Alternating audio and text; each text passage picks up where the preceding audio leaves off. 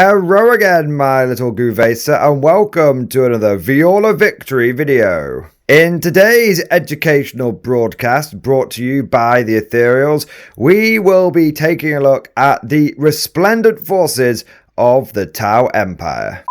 Alright, fine, I'll stop being silly now. Welcome to the video, guys, and today we are going to be taking a look at my newly expanded Channel Tau army. Now, those of you that follow me for a while will know that I've been building up the Tau in the background, bit by bit, step by step, and it's now finally here. And I don't mean to alarm you, but I think I may have done the impossible. I think I may have finished a Warhammer army.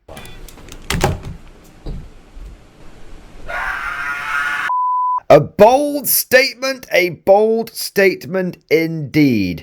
I'm going to have to back that up. So without further ado, let's dive right into this thing.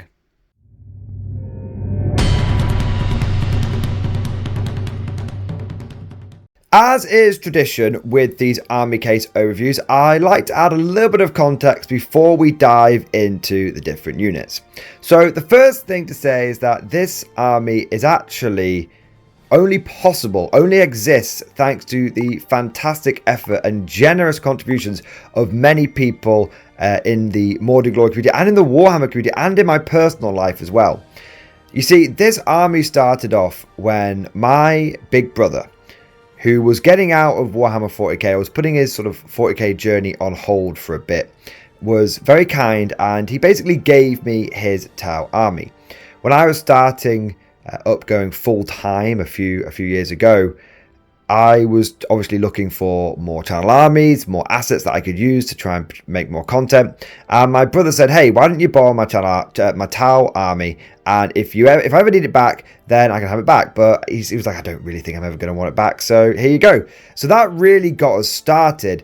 And then we've had some incredible people in the Mordian Glory community come forward. I want to do a few shout outs, although there's almost too many to mention. Dark Knight Kuron, and we've also got Star Captain 007. Those guys actually also donated some of their models. They weren't getting into Tau at the time.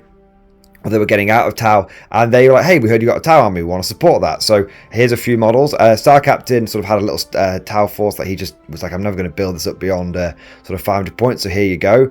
And then Dark Knight Kuron actually was incredible and donated, I would say, must be at least 1,000 points worth of Tau, just completely to send it to the channel, which is absolutely fantastic. And I think we can all agree an incredibly generous thing for those guys to do. And there were many others who sent models like alternative sculpts, 3D print stuff, just amazing. But the person that I really have to thank, and the person that I think deserves a massive shout out, is my good friend Commando James. For those of you who have watched it in my bolt action content, Commando James is my regular partner in crime, who used to do a lot of the bolt action battle reports with me. He's the one with the fantastic tables, and we still play fairly regularly, although we haven't really had a chance to do a battle report in a while. But Commando James offered to paint this army, pretty much all of it. In fact, nearly everything that you see here, although there are a few bits that came pre-painted, but nearly those that you can tell which ones those are, they came on the clear base. So anything that is on a clear base was I thought similar enough to the channel color scheme not to worry about. Anything that's not on a clear base was essentially painted by Commander James over the course of about a year, a full, if not 18 months. And he just did that because he was like, "You know what, man, I've been sort of missing painting some 40k models. Why don't you just, any Tau you get, just chuck my way and I'll just paint it up when I get a chance." And so over the course of a long time, James has lovingly not only painted these models, but restored them. Many of them were broken, battered beyond repair. My brother used to store his models in sandwich bags. Yes, you heard that right. He once handed me a clear sandwich bag with 50 Kroot in it. 40 Kroot in it. Went, "Here you go. That's how I stored my crew." So a huge shout out to James for just being a good mate. I've known him for 20, geez, man, must be like 27 years at this point. Known him since I was a young kid. He's a good lad. He's a good friend. And he has done me an absolutely massive favour. I think we can all agree this is a huge undertaking from him. And the fact that he's done it just just to be a good mate, just out of the goodness of his heart, is very, very admirable. So with all of that said, now let us get into the army itself and where to begin. There's so much of it. My God, I mean, normally I would start off with the infantry corps, but as I am being a heretical tile bastard today, should we start off with the bit that everybody hates, which is the battlesuit cadre? Starting off with quite possibly the most infamous of tile battlesuits, we have got a pair of Riptides. One is equipped with the ion accelerator, and then one is equipped with both, because why the hell not? When James was building the second one, he was just like, I'm going to stick every single gun on it because I think that looks cool. And I was like, James, I think that sounds cool. Let's do it. One of the great things about having an army like this being more of a secondary army rather than something that I need to worry about every last little detail being correct like I would in a primary army, is you can really sort of just have fun, let go, and just embrace the hobbying side. And so we've got a Riptide with which is built in a more traditional manner, and then we've got one which is just loaded up to the gills. There's fusion guns on it, there's smart missiles, it just looks awesome. And at the end of the day, if I was ever to run Riptides, double Riptide, which I've never actually done that yet. More than likely, there'll just be one gun that's better than the other, right? They'll be like, oh, the burst cannon's the better option, or oh, the ion accelerator's the better option. So whatever happens to be happening in the town meta at the time, I'll just say, yeah, they're both equipped with burst cannons. Oh yeah, they're both equipped with ion accelerators. Because frankly, most people can't really tell the difference between most tile guns. Maybe with the burst cannons and the ion accelerator, but definitely some of the smaller options, it's just, that's a big weird plasma looking thing. Or that's a big alien gun thing. So, got a couple of Riptides there. Not got the infamous Triptide yet. Not got all three of them. I don't know if I'm willing to go that far. Triple Riptide is almost the final evolution of being a sweaty tile player. So far, I'm only 2/3 the way through my evolution. I'm like the middle Pokemon in the 3-step evolution. I'm like a Metapod or a Kakuna at the moment. I'm not sure if I'm ready to go full Beedrill. The third of the bigger battle suits we've got is a Ghostkeel. Just a cheeky wanna, just a wanna. I always think Ghostkeels are kind of cool, operating as like a lone wolf unit, like sneaking around the battlefield. So we've just got the one of those for now. I've never really found the Ghostkeel to be particularly overwhelming, although I've never found it to be particularly underwhelming either. It's just a bit of a nice, decent unit. We've got a couple of broadsides here. We've got two couples of broadsides. We've got 4 in total. And these are all old, classic metal broadsides. James has done a brilliant job of restoring these. You can see he's added all of the extra coolant pipes and everything to them. I don't know what the hell these mad bastard things are. Look, what's he done here? Absolute insanity. But they look cool. They look amazing. He really has, because you've no idea what the state that these models are in, guys. This is like seeing something really come to life. So seeing the amount of effort that he's put into this is absolutely fantastic. So we've got a couple. We've got 4 of these, and they've all got the rail rifles. 2 in the sort of more traditional format. We've got a couple here with some really, really sort of twin link shoulder mounted, all on one shoulder sort of vibes. It's cool, man. I know you can get broadsides with the missile, like the higher missile pods, but not for me.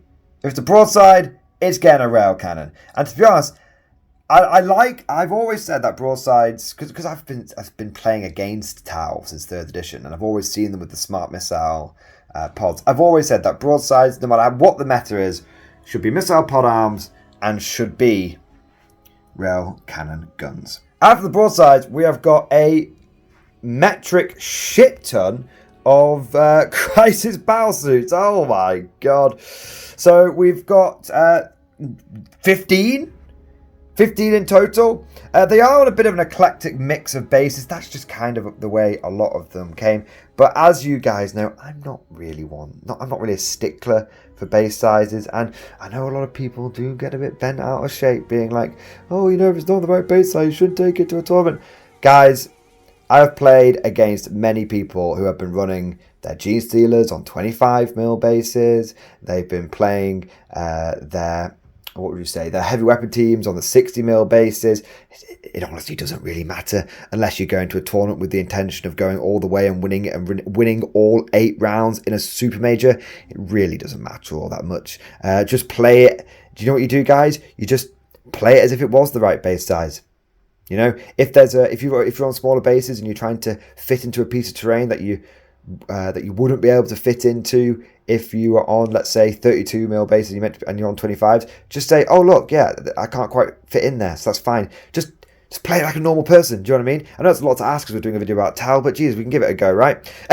Anyway, we'll try not to have any backhanded insults in this video. So we've got a mixture, and honestly, again, James sort of with these crisis suits, he kind of applied what he did to the Riptide, and he said, "What weapons do you want on these?" And I said, "James, just go with whatever you like." And he went, "Won't it make a difference?" I said, "Honestly, mate, honestly, mate, they're always messing with things so much. Who knows what the future will hold? Just stick whatever weapons you want on them, and when I'm using them in game, I'll just make sure that I say all battle suits have got the same stuff. So whenever I run these battle suits, apart from these ones, which I actually have all of the different magnetized weapons. Big shout out to Dark Knight Kuron, who sent me these battle suits with every single weapon optionized magnetized, which is incredible. These ones will be, you know, I'll make sure they have specific weapons. But anytime I run these sort of darker color scheme battle suits, do you know what I'll do, guys? I'll just say, they're all the Sunforge ones, or they're all the Star Cannon ones, whatever it is, or all the Fireforge ones. It doesn't matter. So yeah, these guys have got a real eclectic mix of weapons, and I think it just adds so much character. Like, this is actually a Taurox Gatling cannon that's been converted into a burst cannon. I mean, that's cool. Don't let the rules limit your creativeness. You know, that's just boring and rubbish. Let the models lead the way. And I'll tell you what's really cool about this army. As you can see, it looks like there's a lot of different patterns of battle suit. Some look like they're older ones that have been pulled out of storage. Some look like they're crazy botch jobs or cobbled together or experimental versions. The battle suits have all got different loadouts and everything. I'll tell you what, I haven't really come up with much lore for this. I've not really come up with much lore for this Tau Channel Tau army, but what's going through my head is this feels very much like either a highly veteran Tau force or maybe some sort of reactivated Tau force. I mean, everyone thinks of the Tau as this super advanced, super efficient, super organized empire, but at the end of the day, they are a spacefaring empire which are going to have lots of different distant colonies, and they're going to have like storage yards of equipment and whatnot. You know, what happens when one Tau design gets superseded by another? What happens when a battle suit gets damaged and they recover it from the battlefield? You know, it's not going to necessarily get restored back into perfect order, especially not under difficult times. So I'm kind of thinking that maybe this is, you know, maybe this is like a second line Tau army, or a Tau army that's been fighting at the forefront for a very, very long time. And unlike the Imperium, who are maybe a bit more taboo about, well, I suppose the Imperium just cobbled together all sorts of things, but, you know, the Tau engineers and the Tau pilots of the various suits, they're like, look, we just got to get this thing back in order. We've got to get back into the fight. Just, you know, scavenge that burst cannon. Just get an extra bit of coolant pipe for that shield generator. You know, just whatever it takes to get it back into the field. So I really do like the idea that maybe they're pulling things out of the Soviet-style storage yards. They're scavenging from the battlefield to restore models, and they're just bringing everything into the fight to make sure that they can keep the numbers up and keep their armies fighting fit. Bit of a scavenge, cobbled together, but also very veteran force that's been fighting for a long time. Because remember, the core of these models are ones that have been restored from 3rd edition.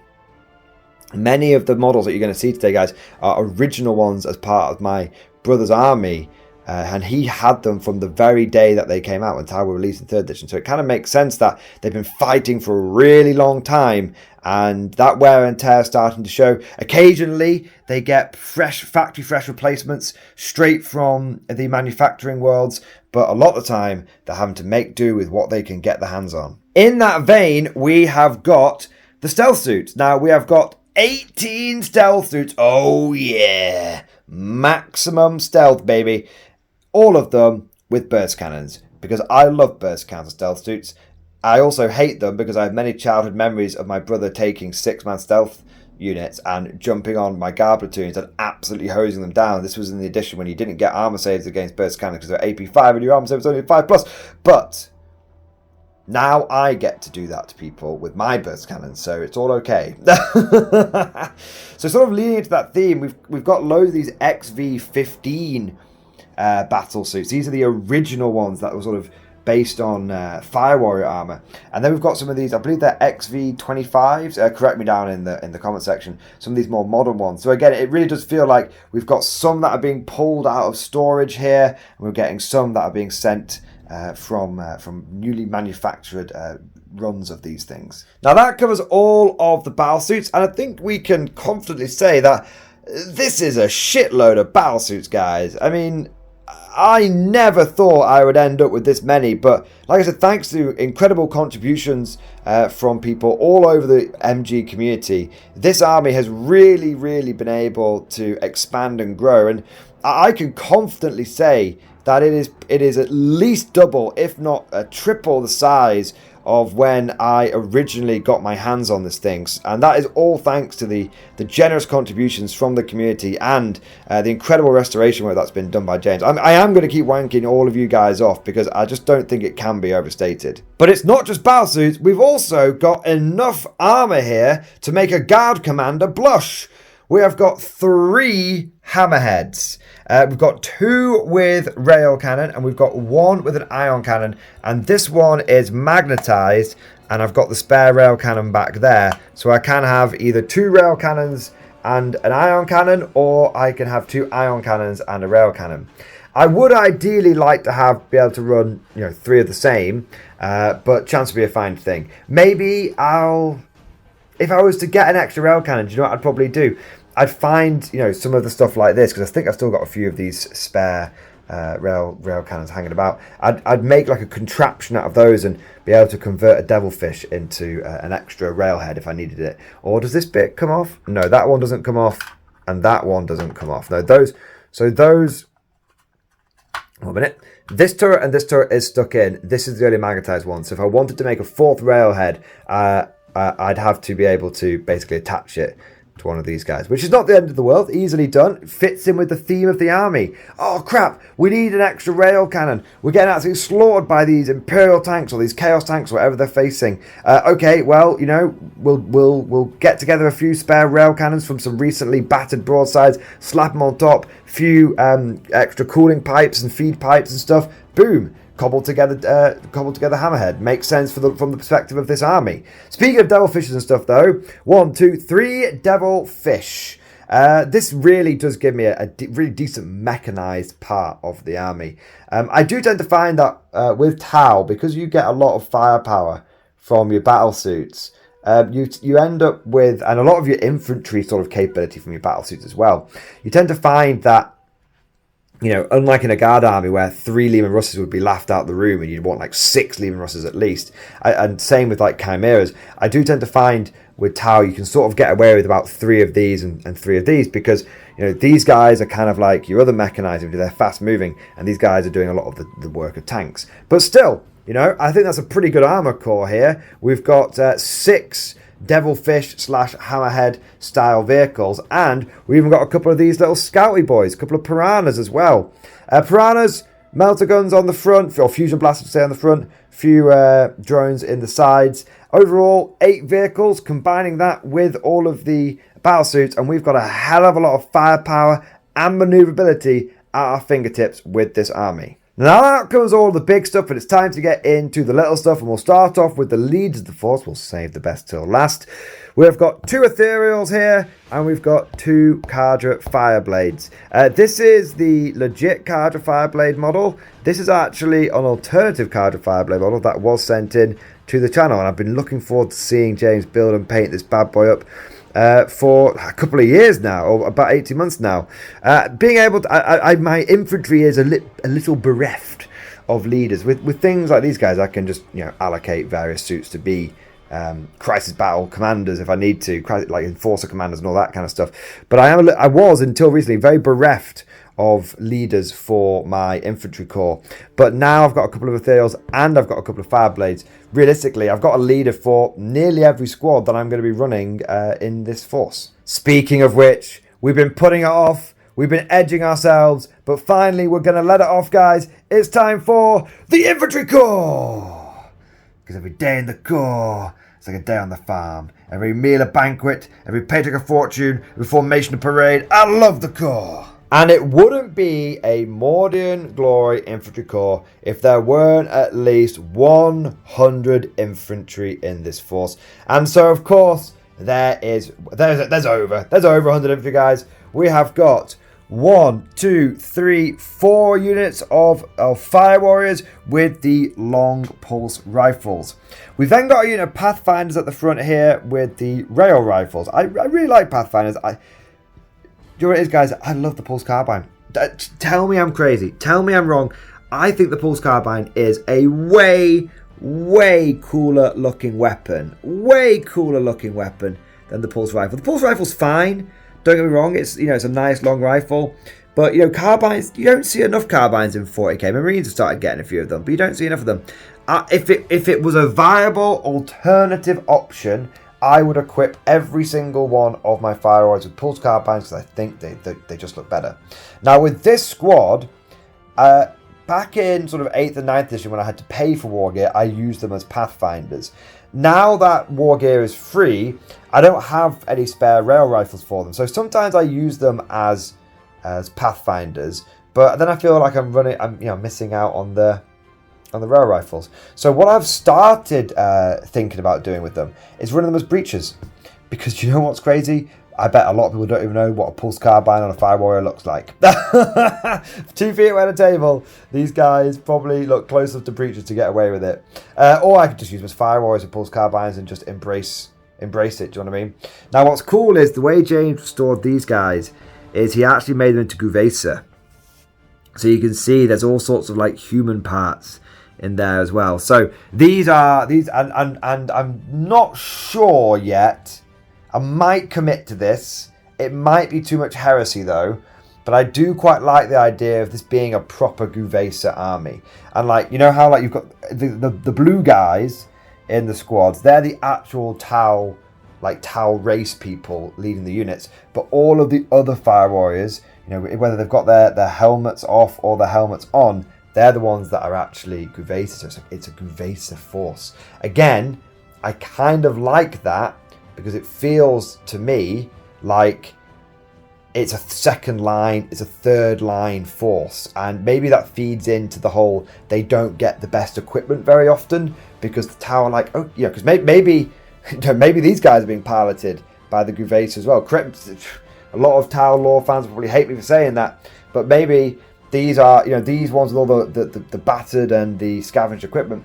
Maybe they're being piloted by Guvesa. That's the humans in the Tau Empire, and maybe there's a reason why the Tau end up giving these guys all of the scavenged equipment and all of the second line equipment because we don't really want to give the best stuff to the humans because yes, we trust them, but also we don't really trust them.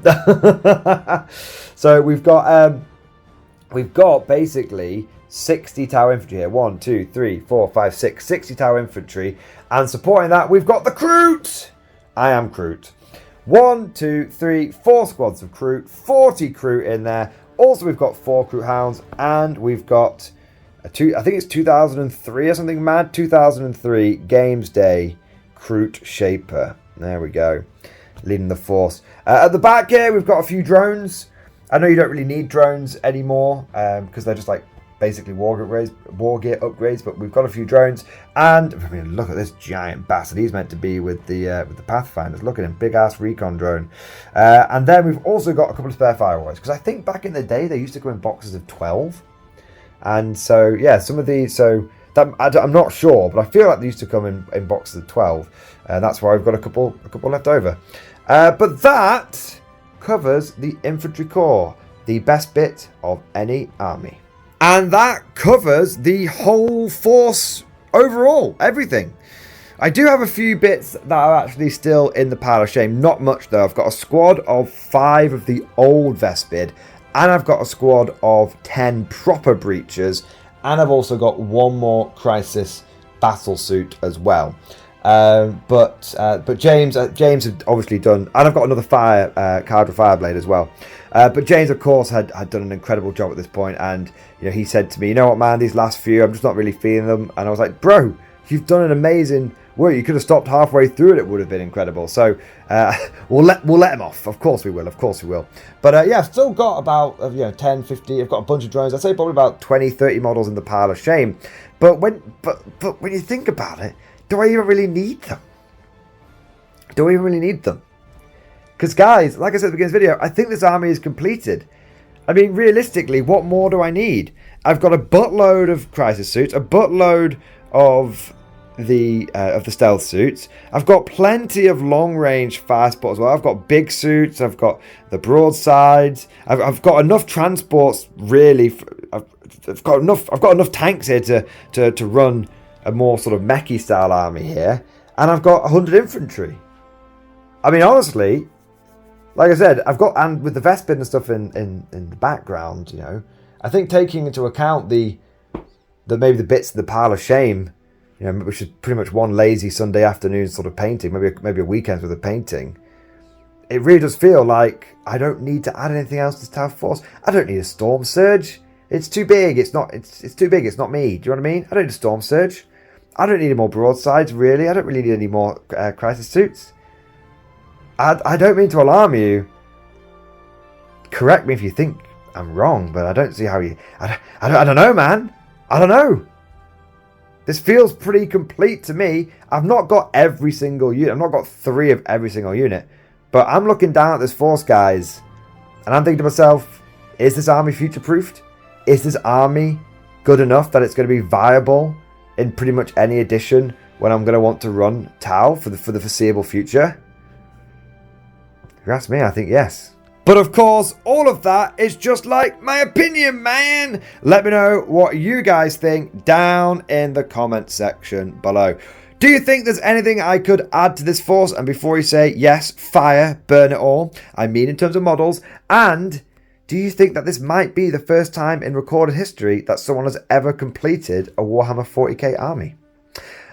I also want to say a huge thank you again to everyone that made this army possible. I know we've had a bit of fun with this one, guys, and it is an April Fool's one as well. But I hope we can just be serious for a moment and just say, wow, this is the power of community. This is the power of human kindness. This is the power of just an incredible group of people. This army would not exist without you guys supporting, without the likes of James being an incredible friend, and without the likes of the community that has donated so many models, and without the likes of my family, without the likes of my brother, who really got this whole thing started. And I think when he sees how far his Tau army has come, I think he's going to be blown away. Maybe we might even tempt him back into 40k. Who knows?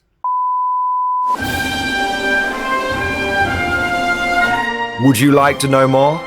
If so, then please consider becoming a channel member or patron. By supporting the channel, not only will you be doing your part, but you'll also be helping me create more content for your viewing pleasure and unlocking a whole host of perks. You get everything from a badge next to your name, custom emojis, but the big one is access to the Mordian Glory Discord server, an online community with almost 2,500 active members. It's always popping off in the MG Discord. We've got channels for army lists, hobbying, tactics, stories, and even a pretty spicy meme section as well. For all you greenhorns that wanted to see the Mordian glory hole, today is your lucky day.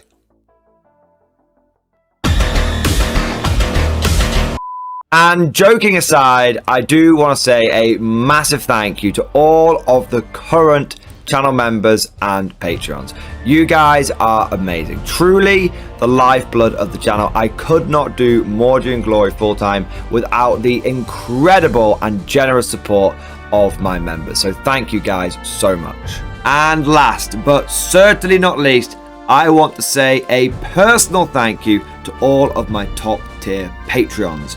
These are the War Masters, the people who have truly gone above and beyond the call of duty. So a heartfelt thank you to Alex Dengal, Bonbon Vert, Lord Pryor, Mark Panconi, RJ Scorpion, Swordfish Trombone, Try Again Bragg, John Stubbs, Nick Walsh, Diesel Fox, and August Barney. Seriously guys, thank you from the bottom of my heart. Your support is incredible and it makes a huge difference. Thank you so much. That's all for now. Hope you've all enjoyed today's video, and of course, as always, see you guys next time.